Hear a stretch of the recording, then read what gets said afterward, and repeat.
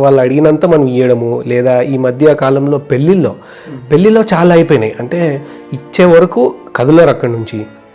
భిక్షాటన నుంచి ట్రాన్స్జెండర్ వారు ప్రవాహానికి విరుద్ధంగా ఈత కొట్టుకుంటూ లాయర్లు అవ్వడానికి డాక్టర్లు అయిపోయారు కొందరు. చిన్నప్పటి నుంచి నేను అబ్బాయిగా పెంచబడిన, although I was raised as a boy, I never identified as a boy.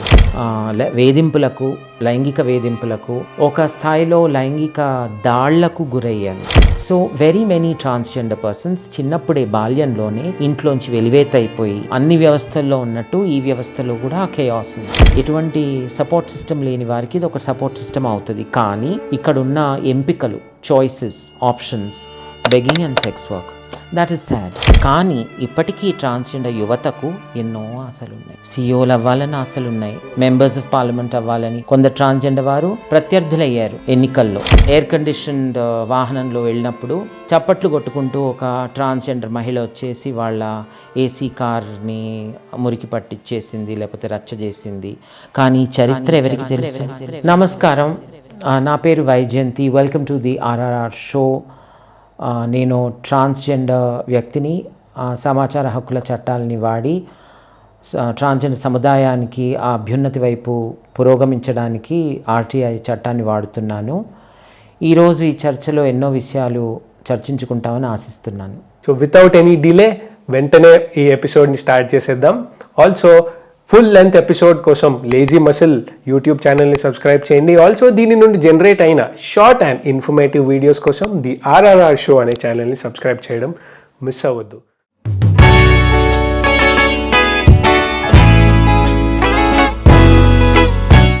So welcome Vyjayanthi గారు, welcome to the RRR show.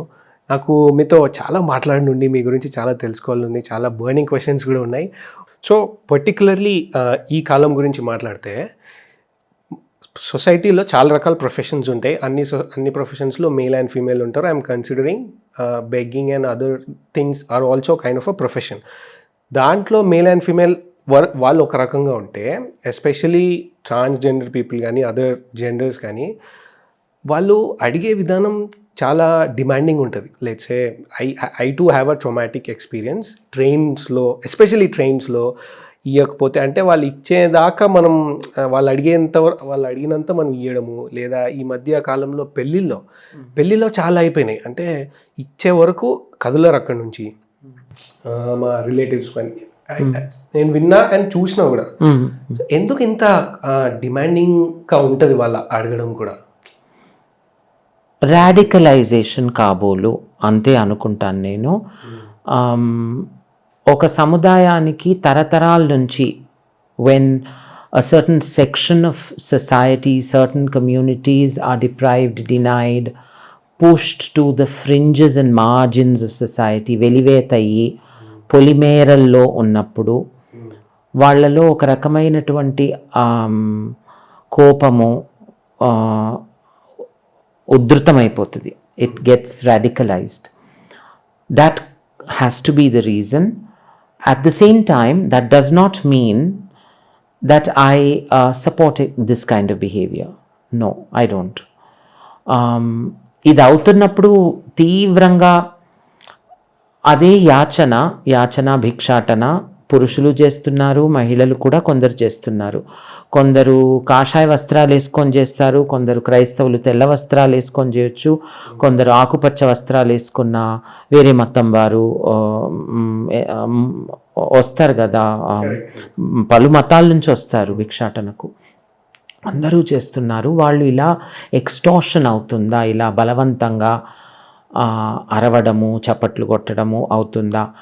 ఇది I think it's the tip of the iceberg. What is visible is the tip of the iceberg. What's underneath is the underlying complex phenomenon. But while I would tell the quote unquote mainstream society that this is complex, this is not what I will tell our trans people. I will tell them that this is unacceptable. దీన్ని అలా అడగడం, ఇలా బలవంతంగా అరాచకాలు, ఇలా చప్పట్లు కొట్టడము, పచ్చిగా బండగా మాట్లాడడము, తర్వాత పెళ్ళిళ్ళకి వెళ్ళి రచ్చరచ్చ చేయడము. మధ్యతరగతి కుటుంబాల్లో in lower middle class families, be it in urban or rural spaces. I'm not talking about very privileged business tycoon weddings. No, I'm talking about very low middle class families and poor families. To get their daughter married is a hell of a task. అదో పెద్ద హిమాలయ పర్వతాన్ని ఎత్తినంత అప్పులైపోతుంటాయి తల్లిదండ్రులకు. అటువంటి పరిస్థితిలో and in పితృస్వామ్య పరంగా in a very highly patriarchal society, I'm not making a sweeping generalization about all grooms and families of all grooms. అందరూ అబ్బాయి ఇంటి వారి గురించి అందరి గురించి నేను మాట్లాడటం లేదు. కానీ మనకు తెలుసు పెళ్ళవుతున్నప్పుడు అబ్బాయి ఇంటి వారు ఎంత డిమాండింగ్గా ఉంటారు. ఇది ఎందుకు ఇలా లేదు, అది ఎందుకు ఇలా ఉంది, ఆడపడుచు లాంఛనాలు సరిగ్గా లేవు, అత్తగారి లాంఛనాలు సరిగ్గా లేవు అని చాలామంది ఎన్నో బెంగాలీ చాలా అంటారు. అటువంటి పరిస్థితిలో వెళ్ళి ఇంత రచ్చ అవుతే ఆ అమ్మాయి వాళ్ళ ఇంటి కుటుంబానికి ఎంత క్షోభ, ఎంత వ్యధ కలుగుతుంది ఊహించుకోగలం. So what I tell trans people is that this is unacceptable. They have been instances where trans people have denuded themselves in front of children. Unacceptable, zero tolerance. In such cases, I would highly recommend that POCSO be applied on such people who denude themselves and flash their genitals in front of children. Because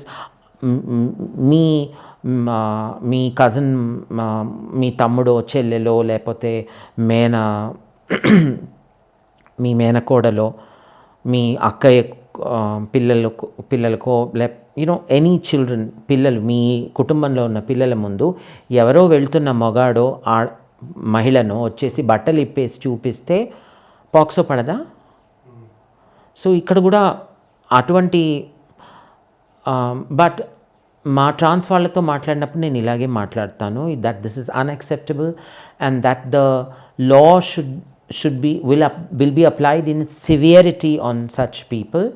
But when I talk to people like you who are not necessarily transgender, I must also do justice that this radicalization is just the tip of the iceberg. What you see, మీ కనిపించేవన్నీ లక్షణాలు, symptoms. But you can't just be treating a person for fever if జ్వరం గనక వారాల తరబడి అలాగే జ్వరం వస్తూనే ఉంటే ఉత్త క్రోసిన్ వేసుకొని ఆపేస్తారా? వెళ్తారుగా బ్లడ్ టెస్ట్కి, బ్లడ్ వర్క్ చేయించుకుంటారు, డాక్టర్ దగ్గర వెళ్తారు, ముందు డాక్టర్ దగ్గర డయాగ్నోసిస్ అవుతుంది, తర్వాత టెస్ట్స్ అవుతాయి, బ్లడ్ టెస్ట్, యూరిన్ టెస్ట్, అవసరం ఉంటే స్కాన్స్, అవన్నీ అవుతాయి. కాబట్టి ఇదొక సంక్లిష్టమైన పరిస్థితి. What you see is the tip of the iceberg. ఆ హిమఖండం యొక్క అంచే మీకు కనబడుతుంది. దీని కింద తరతరాల నుంచి వెలివేత చెంది people who've been disenfranchised because they've been pushed to the fringes and margins of society. Thus far and no more.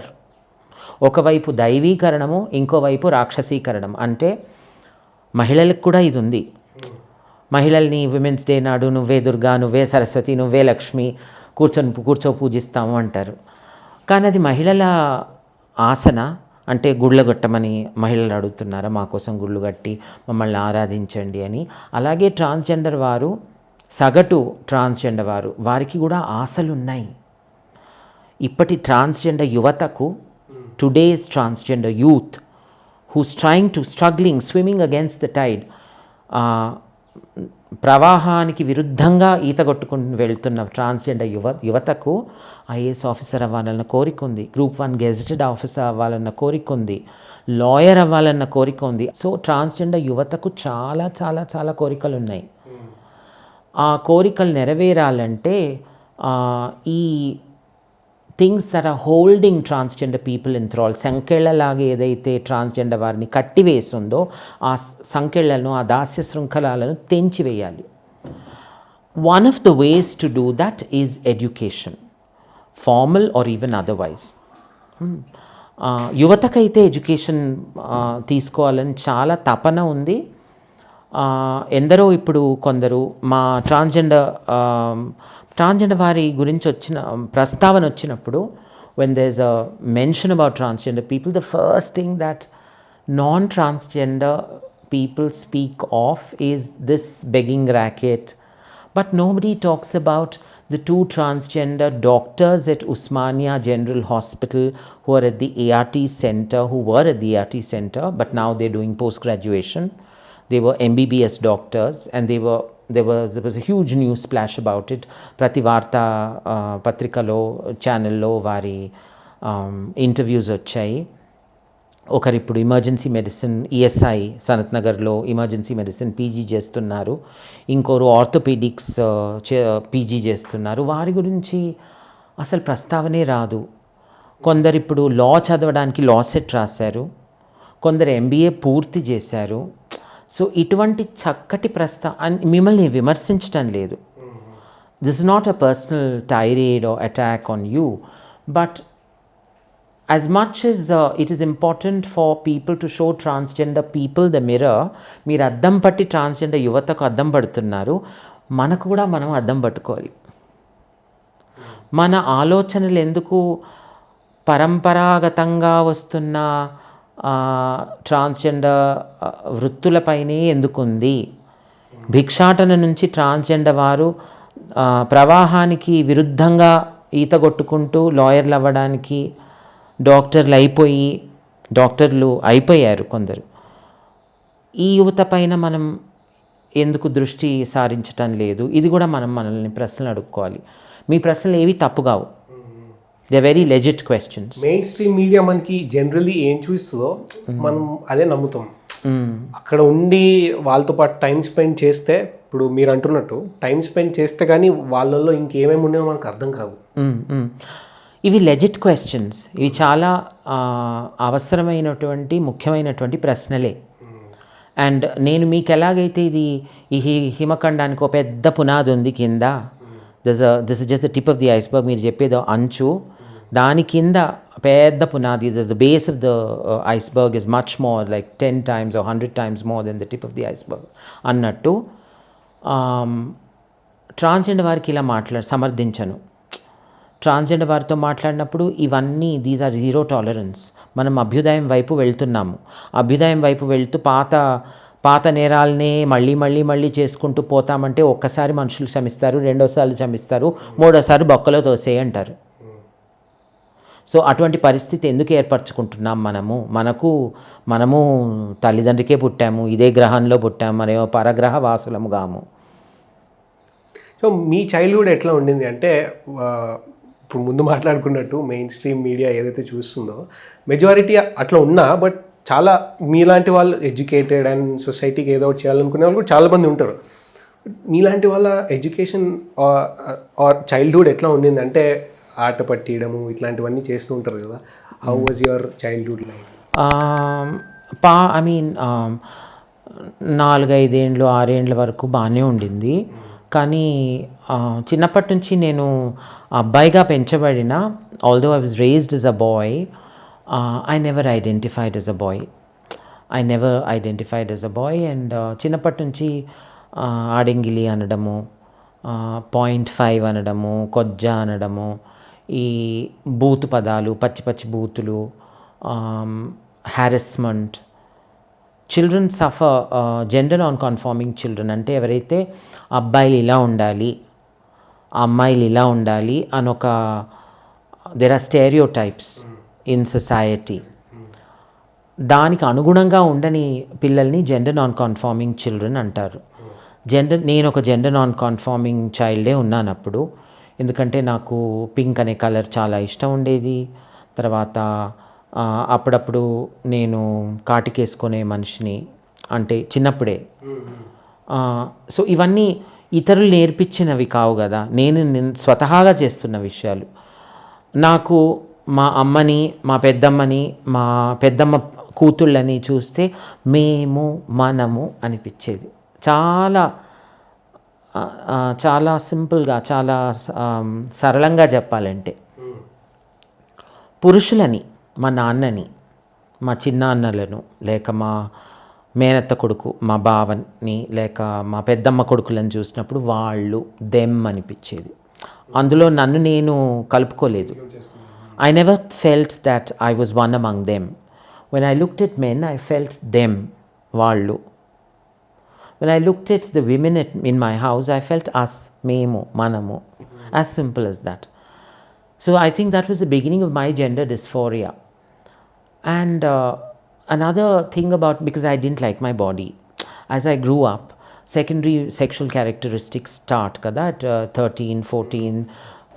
Beard Children in రావడం. male bodies, they grow beard, their voice splits, and I was a classical music student, so I had a huge range of going up to the higher notes, and so the range changed when the Voice change.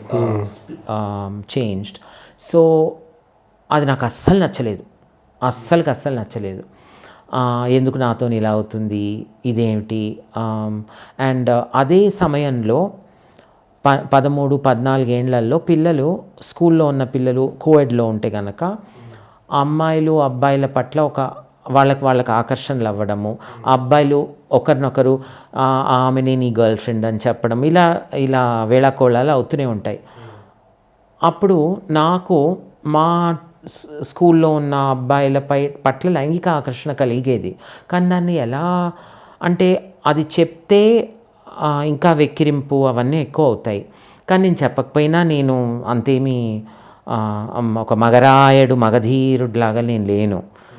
నన్ను ఎవరు చూసినా ఆడంగిలనే అంటారు. So చాలా క్షోభకు, చాలా హ్యారెస్మెంట్, వేధింపులకు, లైంగిక వేధింపులకు, ఒక స్థాయిలో లైంగిక దాళ్లకు గురయ్యాను. అది I don't want to make it all about my self, because very many gender non conforming children, they face sexual harassment, sometimes even sexual assault. And I happen to be incidentally a child sexual assault survivor. And in my school, it was initially the seniors. వాళ్ళని చూసి ఆ PT sir ఒకతను ఆయన చేయడం మొదలుపెట్టాడు. So at the age of 13, 14, when a child is sexually assaulted and told that your sexual assault is because of you are the cause for your own misery. వాళ్ళు చేసేది కాదు తప్పు. So I mean, the child is not that పిల్లలకి అంత తెలియదు కదా, నిజంగానే నా వల్లే అనుకుంటారు, నా వల్లే అవుతుంది. అండ్ చేసేవాళ్ళు చేయడమే కాదు, కొన్నిసార్లు sometimes it's not sexual assault, sometimes it is physical assault అవుతున్నప్పుడు కూడా there are people who are transphobes, queerphobes, homophobes, పిల్లల్లో కూడా.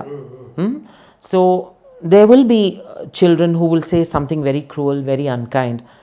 సరిగ్గా అయింది నీకు, ఇట్లనే కావాలరా నీతో, ఇట్లనే చిదగబాతే తప్ప నువ్వు చక్కగా కావురా. తెలంగాణ యాసలో నీ అంటే ఇంకొన్ని చెప్పలేము, అన్ని లకారాలు ఉంటాయి, అవి కస్ వర్డ్స్, లకారాలు. సో అలా అవుతున్నప్పుడు it destroys the child sense of self. And gender non-conforming children tend to be, I wouldn't say all, but very many gender non-conforming children have a very low sense of self-esteem. And that's not because of them, that's because of how the society is conditioned to accuse, condemn. Very many gender non-conforming children feel that they are condemned to eternal damnation. నువ్వు పుట్టిందే తప్పు, నువ్వు నడిచిందే, నువ్వు మాట్లాడిందే ఏడ్చినట్టు మాట్లాడుతున్నావు, ఇట్లా కులుక్కుంటే ఎందుకు మాట్లాడుతున్నారా, రా అన్న తర్వాత ఎటువంటి పదం వస్తుంది మీరు ఊహించుకోగలరు, లకారాలు. So at 13, at 14, at 12, this does not nurture a child to become a confident young girl or boy or person. It tends to destroy the child's sense of self. So very many transgender persons చిన్నప్పుడే, బాల్యంలోనే ఇంట్లోంచి వెలివేత అయిపోయి, లేక ఇంట్లో హింస, ఇప్పుడు అన్నలు ఉంటారు, వాళ్ళకి నీ తమ్ముడు ఎందుకు ఇట్లా ఆడింగిలేషాలు వేస్తున్నాడని వాళ్ళ ఫ్రెండ్స్ చెప్పడము, ఆ అన్నలు వచ్చి చిదగబాదడము బెల్ట్తో, లేకపోతే తల్లి ఇంత పెద్ద గరిటెతో కొట్టడము, అవన్నీ భరించలేక పిల్లలు పారిపోవడము. లేకపోతే అన్నలకు చాలా పెద్ద ఏజ్ గ్యాప్ ఉంటే కుటుంబాల్లో వీడిని బయటికి తోసేస్తే అత్త మామ అంటే వదినకు, కొందరు వదినలకు, అందరికీ అనను, ఇవన్నీ మనకి వచ్చేస్తాయి కదా అన్నటువంటి ఆలోచన ఉండడము. వాళ్ళంతో వెలివేత చేసేయడం. తల్లిదండ్రికి ఒకవైపు కోపం ఉన్నా తల్లిదండ్రికి ఏం తెలీదు. అంటే where are the resources for the parents to be trained and sensitized to accept their children? If parents cannot support their children, who on earth will support that child? If parents condemn and damn their children and create a hostile, violent environment at home, leading to the child who's a minor, who's not even 18, to run away from home and go and join a hijra community or be dependent on begging or very many other forms of transgender traditional livelihood like sex work, is this what parents want for their gender non-binary, gender non-conforming children? So a lot of responsibility lies on the parents. And again, that's not to say that, now how would parents know? I have a domestic worker. ఇప్పుడు మా గృహ కార్మికురాలి అబ్బాయి గనక ఇటువంటి సమస్య ఉంటే ఆ స్లమ్లో ఏమంటారు? నీ కొడుకు ఎందుకు చేస్తున్నాడు ఇటువంటి వేషాలు, ఇంకా ఎన్నో అంటారు కదా. Where are the resources for the poorest of the poor parents to know about what transgender is, who LGBT persons are? But again, what I have noticed is the middle class and income receiving community is the worst. I have seen the poorest of the poor slum dweller parents who say, ఏట్లకు పోయింది ఈ బస్తీ, నా బిడ్డ నా పేగు, నా బిడ్డని నేను సాకుతా, నువ్వెవరు, నా బిడ్డ. ఇప్పుడు ఇక్కడ తెలంగాణలో ఒక ఐడెంటిటీ ఉంది శివశక్తి అని. వాళ్ళు చాలామంది పేదరిక రేఖకు దిగువనే ఉన్నారు శివశక్తులు. జోగిని అంటారు, శివశక్తి అంటారు. అందులో ట్రాన్స్జెండర్ వారు కూడా ఉన్నారు, చాలామంది ఉన్నారు. ఎందరో శివశక్తులు తల్లు, నా బిడ్డ నా పేగు, నేను వదిలా, ఈ బస్తీలోనే ఉంటాడు, నా బిడ్డ ఉంటడో వాడిష్టము దానిష్టం, నువ్వెవతివే నాకు చెప్పనికి అని తిరగబడ్డ పేరెంట్స్ ఉన్నారు. So I don't think inclusion of diversity has anything to do with education. నిరుపేద నిరక్షరాస్యులైన తల్లిదండ్రులు చక్కగా వాళ్ళ పిల్లలకి సపోర్ట్ చేశారు. Highly educated, illustrious parents have not been able to wrap their heads around the complexities of raising a gender non-conforming child. That's not to say that all middle class educated parents are all terrible. No. 89 tarvata I got into a small call center. ఆ call centre నా తంతే పోయి బూరెల గంపలో పడ్డారని పాత సామెత ఉంది కదా. That call centre was taken over by Wipro. So I became an employee of Wipro. And from there I worked with another Wall Street giant. I worked with Accenture, worked with a few people. So ఒకటి తర్వాత ఒకటి అలా వచ్చింది. But what I'm trying to say is that ఈ వెలివేత, బహిష్కరణ, చిన్నచూపు, హింస, దురాగతాలు, atrocities, violence, natal family violence is all pervasive, is not limited to just me. I think this is the lived reality of very many gender non-conforming children, very many queer persons, very many trans persons. మీరు ఇట్లా 15 yearsకి పంపించేసినప్పుడు మీరు చదువుకోవడానికి వెళ్ళినారు ఎక్కడో చోట. But చాలామంది ఏం చేస్తారంటే వాళ్ళకి ఏం చేయాలో తెలియక వాళ్ళు ఎక్కడైతే 4-5 people ఉంటారో వాళ్ళ గ్రూప్స్లోకి వెళ్ళిపోయి ఉంటారు. సో నేను ఒక చోట విన్నా ఏంటంటే వాళ్ళకు గురువు ఉంటారు, వాళ్ళ మధ్యలో రిలేషన్షిప్స్ అనేవి నేమ్స్ కూడా చాలా డిఫరెంట్ ఉంటాయని అనుకుంటున్నాను. దాని గురించి చెప్తారా? అసలు అది ఎట్లా ఉంటుంది, వాళ్ళు పిలుచుకోవడం కానీ వాళ్ళ మధ్యలో బేసిక్గా ఒకరినొకరు సపోర్టివ్ ఉండాలి కదా, వాళ్ళు ఎట్లా ఏమని పిలుచుకుంటారు, అంటే రిలేషన్షిప్స్ ఎట్లా ఉంటాయి అక్కడ? As I said, push to the fringes and margins of society and in the void that existed and continues to exist. అంటే శూన్యంలోంచి ఒక సపోర్ట్ గ్రూప్, ఒక అఫర్మింగ్ స్పేస్ క్రియేట్ చేసుకోవడానికి, సృష్టించుకోవడానికి ఈ వ్యవస్థ ఏర్పడింది. ప్రతి వ్యవస్థలో ఎన్నో మంచి విషయాలు ఉంటాయి, ఎన్నో పాడుబడ్డ విషయాలు ఉంటాయి. ప్రతి మతంలో ఉంటాయి, ప్రతి సముదాయంలో ఉంటాయి. మేము ఇంకో పరగ్రహవాసులం కాము కాబట్టి మా దగ్గర కూడా ఎన్నో చక్కటి విషయాలు ఉన్నాయి, ఎన్నో చెడిపోయిన మురిగిపోతున్న సమస్యలు కూడా ఉన్నాయి. సో గురుచేల వ్యవస్థ అని ఒకటి ఉంది. నేను ఎవరికి గురువు కాదు, నేను ఎవరి చేలని పెట్టుకోలేదు. చేయాలంటే స్టూడెంట్స్ అనుకోవచ్చు, ఫాలోవర్స్ అనుకోవచ్చు. స్టూడెంట్స్ కాదు, ఫాలోవర్స్ సో గురుచేల వ్యవస్థ అదో పెద్ద కాంప్లెక్స్ సంక్లిష్టమైన వ్యవస్థ. నేను చెప్పాను కదా, జీవనోపాధికి పొట్టకూటికని పరంపరాగతంగా తరతరాలుగా దశాబ్దాలుగా శతాబ్దాలుగా from centuries and decades they've only been two sources of livelihood, which is one is begging and the other sex work, in different forms of begging. People beg at signals, people beg in trains, people beg at the inauguration of any new mall or any new shop. Or there are others who don't go to new places, they go to a certain ilaka once a fortnight and seek alms. So ఈ వ్యవస్థలో there are hierarchies, వరుస క్రమాలు అంటారు కదా, hierarchies, వరుస క్రమాలు, Peking order. So అలా it is to an extent it's organised, it's also highly డిsorganized. At some level it's very organized, at some level, I mean any system. So any B school or law school or any place will have some things very meticulously organized about it, and some things that students and faculty members వాళ్ళే ఇది చాలా నియంత్రణే లేదు, ఇది డిsorganizedగా ఉంది అని చెప్తారు. So ఈ వ్యవస్థలో కూడా అటువంటి కేయాస్ ఉంది. అన్ని వ్యవస్థల్లో ఉన్నట్టు ఈ వ్యవస్థలో కూడా కేయాస్ ఉంది. ఈ వ్యవస్థలో కూడా దురాగతాలు, అరాచకాలు ఉన్నాయి. ఈ వ్యవస్థలో కూడా ఎన్నో చక్కటి విషయాలు ఉన్నాయి. ఇప్పుడు తల్లిదండ్రుల చేత వెలివేత చేయబడి, లేక అన్న వదిన నుంచి వెలివేత చేయబడి, ఎటువంటి సపోర్ట్ సిస్టమ్ లేని వారికి ఇది ఒక సపోర్ట్ సిస్టమ్ అవుతుంది. కానీ ఇక్కడున్న ఎంపికలు, choices, options, begging and sex work, that is sad. And సంక్లిష్టమైన ఇప్పుడు ఇది ట్రాన్స్జెండర్ వారికే నిమిత్తమై లేదు. ఒక అమ్మాయిని ఎప్పుడైతే వ్యక్తుల అక్రమ రవాణాలో అంటే ట్రాఫికింగ్లో ఒక అమ్మాయిని ఎత్తుకుపోయి కొట్టి చితకబాది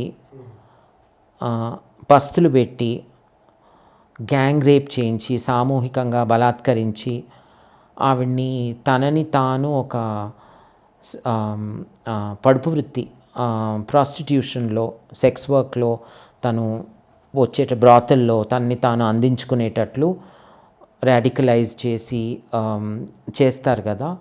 అలా వాళ్ళకి రేడ్ అయినప్పుడు, పోలీస్ ఎప్పుడో వచ్చి రేడ్ చేస్తుంది, రేడ్ అయినప్పుడు అందరినీ తీసుకెళ్ళి బొక్కలో తోసినప్పుడు బ్రాతల్లోంచి తీసిన మనిషి పైన ఏదో ఒక కేసు ఉంటుంది. అందరి మీద ఉండకపోవచ్చు, కానీ బ్రాతల్ని మళ్ళీ నడిపేది ఒక మేడం ఉంటుంది. తను కూడా ఒకప్పుడు సెక్స్ వర్కరే. సో అలా కేసులు పడ్డప్పుడు బెగ్గింగ్కి కానీ, ఇప్పుడు మీరు అన్నారు ఎక్స్టార్షన్ చేస్తారు అని, ఆ రాడికలైజేషన్ వల్ల నేను ఎలా బతకాలి, ఆ రాడికలైజేషన్ వల్ల ఇంకా ప్రత్యామ్నాయాలు లేక అలా అవుతుంది. అప్పుడు ఆ కేసెస్ పడ్డప్పుడు, ఒకసారి కేసు పడ్డప్పుడు ప్రైవేట్ సెక్టర్లో రావడం చాలా కష్టం అవుతుంది. హైర్ అండ్ ఫైర్ అయిపోతుంది. ఎందుకంటే ఇప్పుడు ఎక్స్టార్షన్ అన్నది it's a criminal offence. So the prospective employer ఎవరైతే ఉద్యోగం ఇస్తారో వారి స్కిల్ చూసి, నైపుణ్యం చూసి ఉద్యోగం ఇస్తారు. ఉద్యోగం ఇచ్చి ఓ నెల తర్వాత బ్యాక్గ్రౌండ్ చెక్ అవుతుంది. అప్పుడు ఆ థర్డ్ పార్టీ మీ ఆధార్ కార్డ్ ఇవన్నీ పంపండి అన్నప్పుడు వీళ్ళకి అనుమానం వచ్చేస్తుంది. వాళ్ళు ఏం చేస్తారు, మీరు తీసే ముందు మేమే వెళ్ళిపోతామని ఉన్నట్టుండి దే అబాండన్. ఈ సంక్లిష్టమైన సమస్య నాకు ఒకప్పుడు అర్థం కాకపోయేది. నేను ఎప్పుడు మీరు ఈ జాబ్కి వెళ్ళండి, ఆ జాబ్కి వెళ్ళండి, జాబ్స్ చూపిస్తే నన్ను తర్వాత చెప్పారు, నేను ఆ జాబ్కి వెళ్ళి నాకు సొమ్ము పోయే దిమ్మ పట్టే, ఎందుకంటే there's a lot of preparatory work that has to happen, and this has already been done with survivors of trafficking. ఇప్పుడు ఒక అమ్మాయిని, and not always is the sex worker caught only in a brothel. The sex worker, when the raid happens, could be caught at a dance bar, could be apprehended at a disco where drugs are being served, right? And there's an NDPA, Narcotics and Drugs Prevention Act case applied on that person, right? తర్వాత ఏముండదు వాళ్ళకి అట్లా ఉన్నాయి. Correct. So it's not as though she chose to take drugs. She was forced to take drugs so that she gets numbed when people sexually assault her. And eventually she's enslaved to it. So these are legal monstrosities, and one size does not fit all. For a person who's been thrashed to pulp, beaten up, starved, and given drugs, so that she is in a state, she's stoned and in a state of not being able to fight back, and she's eventually enslaved to, how is it her fault that she's on drugs? Although it is an NDPA case. So when there are witness protection programs for women and children, why shouldn't there be witness protection programs for transgender persons who were either thrown out or who've had to run away from homes at a very tender age? And to exist, when a transgender person stands on the road to offer themselves for sex, there are very many who pass by. Now you have CCTVs everywhere. There's a historic case of in the Madras High Court, which was adjudicated in 2005, Jayalakshmi versus State of Tamil Nadu. It's about Pandiyamma. Pandiyamma was a 18.5-year-old transgender woman. Pandiyamma oka 8.5 ఏండ్ల ట్రాన్స్ మహిళ, 18.5 ఏండ్ల ట్రాన్స్ మహిళ. ఆవిడ road మీద నించుందో రాత్రి పడుపు వృత్తికని. ఎవడో వచ్చేసి ఈవిడ వాళ్ళు ఇలా అంటారు 500 ఇయ్యని, అంటే to gesture, I will offer you services, give me 500. వాడు వచ్చాడు, ఆగాడు, సుబ్బమ్మ దగ్గర వెళ్ళాడు. అంటే కొంత ఫుటేజ్ ఉంది, సీసీటీవీలో కనబడుతుంది. ఆ రోజుల్లోనే లేట్ 90s ఈ హైటెక్ సిటీ వంటివన్నీ వచ్చేసాయి సిటీస్లో, అంటే మెట్రోస్లో. అప్పటికే కొన్ని చోట్లలో సీసీటీవీస్ మొదలయ్యాయి, ఎక్కడెక్కడైతే ఐటీ పార్క్స్ ఉన్నాయో అంతా మొదలయ్యాయి.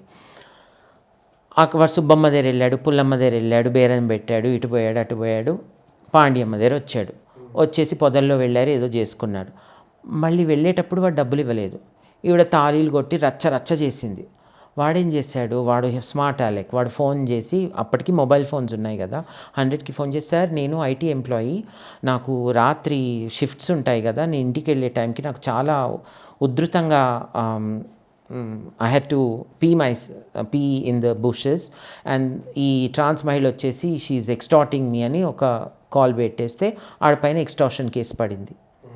ఆ పాండ్యమ్మ ఎక్స్టార్షన్ కేసుకి బెయిల్ తీసుకోవాలి. It is non bailable, non compoundable, station bail దొరకదు. సో కోర్టు నుంచి బెయిల్ దొరికితే bail comes with conditions. She had to appear in the police station every day. She use to go in the morning at 8 a.m. The constables would come and take her, and she used to come back home at 12 midnight. This went on for weeks, and she was very emaciated, very drained.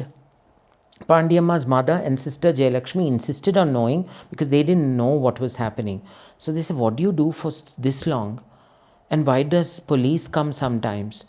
She broke down that day and she told them, aa roju police స్టేషన్లో, వైసరపాడి police స్టేషన్లో bail appearance సాకున ఆ SI, ఆ constables నన్ను రోజు లైంగికంగా దాడి చేస్తున్నారు, 10 మంది వచ్చి నన్ను వాడుకుంటారు, పోలీస్ స్టేషన్లోనే అవుతుంది అని చెప్పేటప్పటికీ వాళ్ళ తోబుట్టు జయలక్ష్మి, వాళ్ళ తల్లి ఇద్దరు వెళ్ళారు పోలీస్ స్టేషన్కి. ఎందుకంటే బెయిల్ ఆర్డర్ అలా ఉంది, ప్రతిరోజు పోలీస్ స్టేషన్కి వెళ్ళి అపియర్ అవ్వాలి. జయలక్ష్మి గారిని చూసి అక్కడ పోలీస్ వాళ్ళు, కొత్త చిలక వచ్చిందిరా ఈరోజు అన్నారు. దాంతో పాండ్యమ్మకు బుగులు పుట్టుకుంది. ఇప్పుడు అన్ని రోజులు, కొన్ని నెలలు తనపైన లైంగిక దాడి ఒక వంతు. when you are in a situation where you're faced with the specter of sexual assault happening quote unquote because of you, not because of you, but quote unquote because of you, on your loved one, it is a helpless situation. ఆవిడకి ఏం చేయాలో అర్థం కాలేదు. ముందు జయలక్ష్మి వారిని పంపించేసి మళ్ళీ రేపు వెళ్ళాలి, till she gets her bail conditions relaxed. And you see, for a below poverty line person dependent on begging, do they have access to the best of lawyers to get their bail conditions relaxed? They don't. So ఆవిడేం చేసింది, ఆవిడకి అర్థం కాలేదు. ఆవిడ వైసరపాడి police స్టేషన్కి మరుసటి రోజు వెళ్ళి ఇంత ఓ సంచి, ఇటువంటి సంచి తీసుకెళ్ళింది. ఆ సంచిలో ఓ జెరీ క్యాన్లో పెట్రోల్ ఉండింది. అక్కడ వెళ్ళి తగలబెట్టేసుకుంది. పెట్రోల్ వేసి తగలబెట్టేసుకొని వెంటనే చావలేదు. వారం రోజుల తర్వాత 80-90% బర్న్స్తో చనిపోయింది. ఆ వారం రోజులలో గవర్నమెంట్ హాస్పిటల్లో గొంతు చించుకొని అరిచింది, నన్ను నెలల పర్యంతం ఇలా సెక్షువల్ అసాల్ట్ చేశారు, అయినా నేను ఎలాగో తట్టుకున్నాను, నాకేం కొత్త కాదు, కానీ నా తోబుట్టు పైన అవుతుందన్న భయం నేను తట్టుకోలేకపోయాను. And government hospital doctors are not part of the police force. And when she died, and she gave her dying statement to the doctors and the judge appeared, that was a historic case. ఇప్పుడు మనం 377 judgement ఏదైతే అంటామో supreme కోర్టులో 2018లో వచ్చింది కదా, it was not because of some privileged people from a B school or a privileged set of lawyers from some Ivy League institutions that we got it. The roots of that are with the Naz Foundation judgment of the Delhi High Court, which was delivered. Decriminalization of homosexuality happened on 2nd July 2009 in the Delhi High Court. And guess who the bench was? It was Justice Ajit Prakash Shah, AP Shah, and Justice Muralidhar. And guess who delivered Jayalakshmi versus State of Tamil Nadu in the Madras High Court? 4 years earlier, in 2005, or maybe 3 years earlier, in 2006, Justice Ajit Prakash Shah was then the Chief Justice of the Madras High Court. 3 years earlier. He saw firsthand the monstrosities that transgender people suffer. So if today we have a 377 judgment that decriminalizes homosexuality, it is not some fancy B school or law school products or alums who won it. This was built on the burning pyres of people like Pandiyamma who bled, who were burnt, ahutaipayaru. Elagaithe, when we speak of the Vishaka judgment, prevention of sexual harassment, it is because of a brave lady like Bhavri Devi, and I'm taking the name because a film was made on her and she has spoken very publicly with the media. She was an Anganwadi, Balwadi worker who opposed child marriage in Rajasthan, a state like Rajasthan, and she stopped a child marriage. She was a Dalit scheduled caste Anganwadi, Balwadi worker who intervened and stopped a child marriage of a Gujjar community, the landlord Gujjar community. And they wreaked their vengeance on her by publicly sexually assaulting her and parading her nude in the entire village. And that is Vishaka versus State of Rajasthan. Today, if at B schools, at places of work, at the Wall Street giant places of work, we have a posh committee and a posh policy, prevention of sexual harassment policy, it is on the sacrifices, on the severe monstrosities that somebody suffered. Yes? So, through all of this, what I'm trying to say is generations suffer. What enrages the middle class is that when they go in an air-conditioned car, వాళ్ళొక air conditioned వాహనంలో వెళ్ళినప్పుడు చప్పట్లు కొట్టుకుంటూ ఒక transgender మహిళ వచ్చేసి వాళ్ళ AC కార్ని మురికి పట్టించేసింది, లేకపోతే రచ్చ చేసింది. కానీ చరిత్ర ఎవరికి తెలుసు? ఎంతో చరిత్ర ఉంది. ఇప్పుడు సమయానుకూలంగా లేదు, అంటే ఇక్కడ ఈ ఇంటర్వ్యూలో అన్నీ చెప్పుకోలేము సమయం, because the paucity of time. కాబట్టి ఇలా చెప్పాలంటే ఎన్నో చరిత్రలు ఉన్నాయి, ఎన్నో జీవితాలు బలైపోయాయి. కానీ ఇప్పటికీ ట్రాన్స్జెండర్ యువతకు ఎన్నో ఆశలు ఉన్నాయి. సిఇఓలు అవ్వాలని ఆశలు ఉన్నాయి, మెంబర్స్ ఆఫ్ పార్లమెంట్ అవ్వాలని. కొందరు ట్రాన్స్జెండర్ వారు ప్రత్యర్థులయ్యారు ఎన్నికల్లో. 20 ఏళ్ల ముందు షబ్నం మౌసి, 25 ఏళ్ల ముందు 90sలోనే షబ్నం మౌసి మధ్యప్రదేశ్లో ఫస్ట్ ట్రాన్స్జెండర్ ఎమ్మెల్యే అయ్యారు. వారి గురించి ఎవ్వరూ మాట్లాడరు. పట్టి ఏరి డీహ్యూమనైజింగ్, డిమీనింగ్ ఉదాహరణలే ఎందుకు తెస్తారు అని నేను అటాక్ చేయటం లేదు, అవి వాస్తవాలే.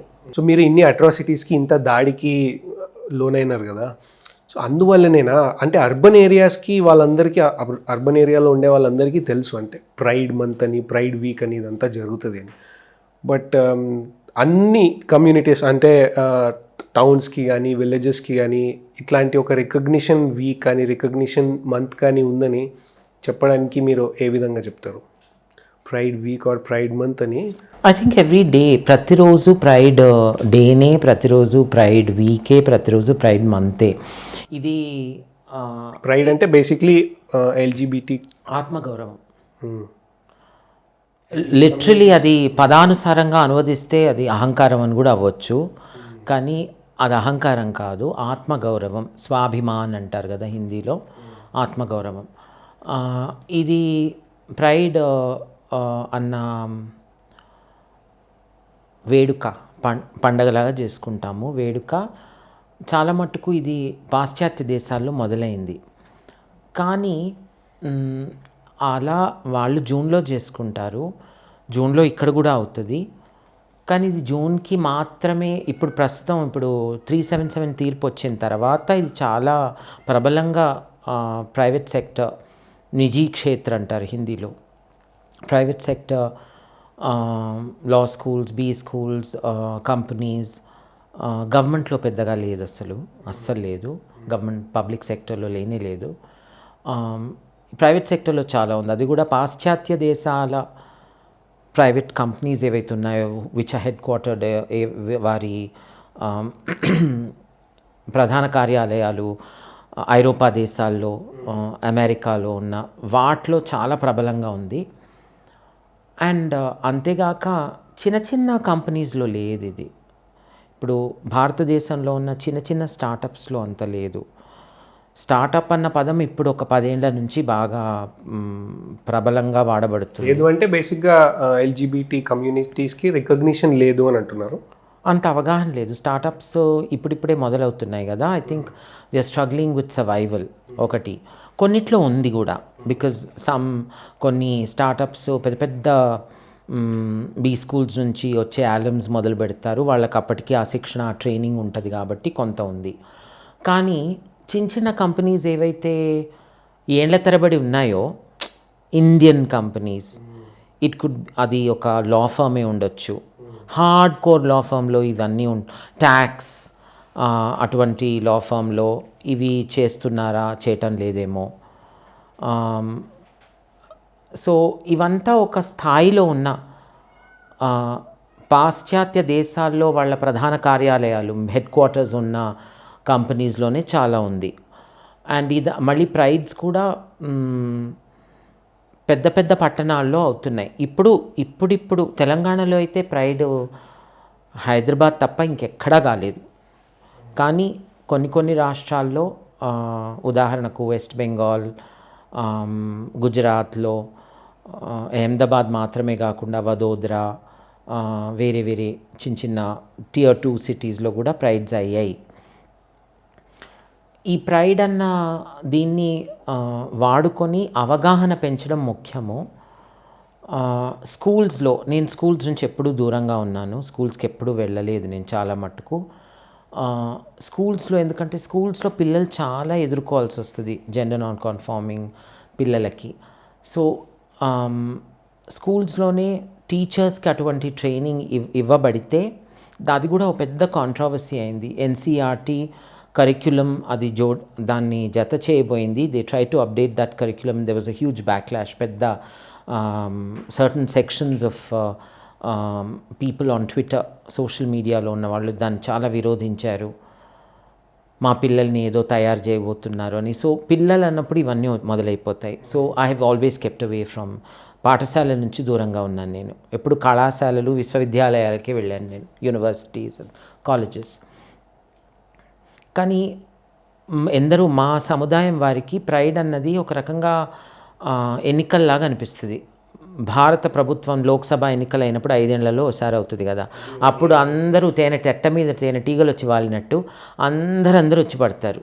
మళ్ళీ ప్రతి సంవత్సరం జూన్లో మాకు స్పీకర్ కావాలి, మాకు ఇక్కడ ఉంది, మాకు అక్కడ ఉంది, ఈవెంట్ రండి రండి రండి అని చాలా ఉన్నట్టుండి జూన్లో, మే నుంచి మొదలవుతుంది, జూన్ జూలై 1st 2ndలోగా అంతా అయిపోతుంది. సో ఇది మళ్ళీ కొంత టోకనిస్టిక్గా అది చేయాలన్నందుకు అది చేసిన వాళ్ళు దాన్ని చాలా చూపించుకుంటారు. మాకు కొన్నిసార్లు అనిపిస్తే చూపించుకోవడం అవసరమా, చేస్తూ పని చేస్తూ పోలేరా అని కూడా అనిపిస్తుంది. కానీ చూపించుకోవడం కూడా చాలా అవసరం. చూపించుకున్నప్పుడే ఇతరులకి చెయ్యాలని కూడా అనిపిస్తుంది కదా. Correct. So on an ending note, what message ఏమిద్దాం అనుకుంటున్నారు, మెసేజ్ వ్యూవర్స్కి, చూసే వాళ్ళకి? ముఖ్యంగా తల్లిదండ్రులకు, మీ పిల్లలు గనక gender non binary, gender non conforming children ఉంటే, మీ అబ్బాయి గనక అందరూ ఆడంగిలి వేషాలు వేస్తున్నారు ఎందరో అంటే, దయచేసి మీరు కసురుకోకండి, మీరు చీదరించుకోకండి. ప్రపంచం ఊరంతా కోడై కూసిన తల్లిదండ్రులు పిల్లల్ని అర్థం చేసుకోవాలి. పిల్లలు స్వతహాగా చేస్తున్న ప్రవర్తన అది.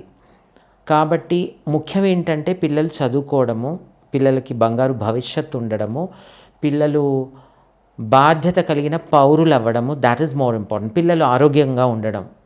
సో మీరే పిల్లల్ని చాలా కొట్టి తిట్టి అలా వేధిస్తే పిల్లలు పారిపోవడము, మళ్ళీ ఇంకెటువంటి పరిస్థితులు ఏర్పడతాయంటే భిక్షాటన, పడుపు వృత్తిపై ఆధారపడే పరిస్థితులు ఏర్పడతాయి. కనుక ముఖ్యంగా తల్లిదండ్రులను ఉద్దేశించి, మీకు తెలియకపోతే తెలుసుకోండి.